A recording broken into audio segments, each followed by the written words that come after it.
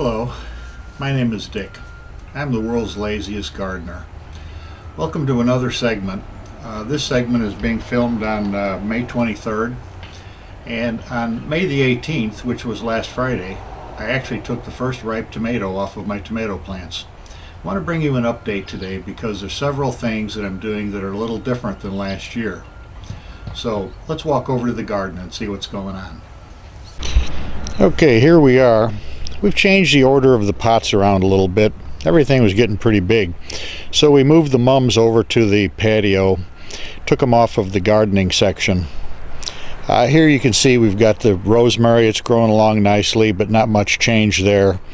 We did cut quite a bit of the basil and took it in and dried it. We ended up with a small baggie full of basil. Then this is all growing well, the marjoram. We put a little mint in there. But here are the big changes. The tomatoes are just going crazy.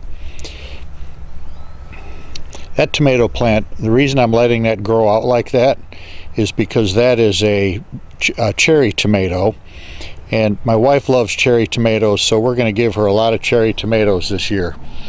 Next to the cherry tomato is a giant tomato plant. Giant meaning giant tomato fruit, not the plant itself. Now I'm letting it grow out too, and we'll go over here and take a look.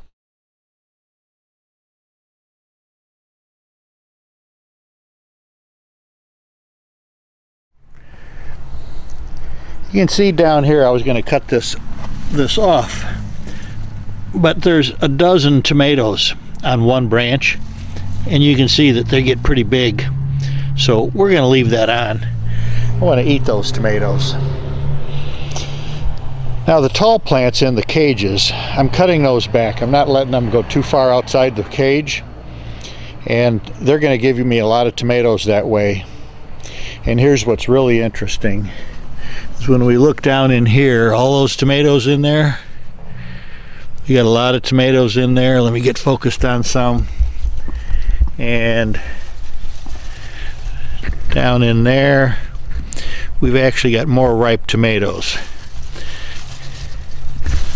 Let's reach in there and pick one of those. I think I want a tomato for lunch. Got that right there. There we go. There's a nice ripe tomato. It might be a little bit unripe. I'll have to let that sit for a day and eat that tomorrow. Now,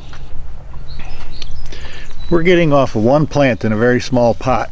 Look at the size of those peppers coming in. We got nice big peppers already. And we're trying a new thing here. This is our fennel plant. There's actually about 100 plants in there. And what I decided to do was, because plants are dependent on sunlight, nutrition, and water, I decided to grow more in the pot than would normally grow in the ground in a certain square foot area. The reason I can do that is as long as I get enough sunlight, I can give them enough nutrition. Now fennel, you want to have a big bulb on that. And you can see down in there that the bulbs are starting to come up. Bulbs are starting to grow. As long as I give them room for the bulb to grow, I'm going to be in good shape. Going to get a lot of fennel. And the same thing with the broccoli. There's probably 60 broccoli plants in there. And on the broccoli, what I'm doing is I'm just letting them crowd each other out. Now normally in the ground, the roots wouldn't be able to pick up enough nutrient.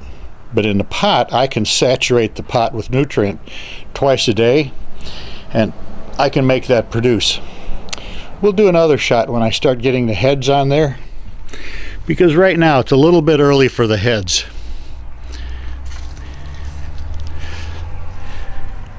That's what the head's going to look like. That's where the head's going to come from. But you can see that it hasn't started to form yet. Okay, that's enough for today. We'll see you in about 2 more weeks.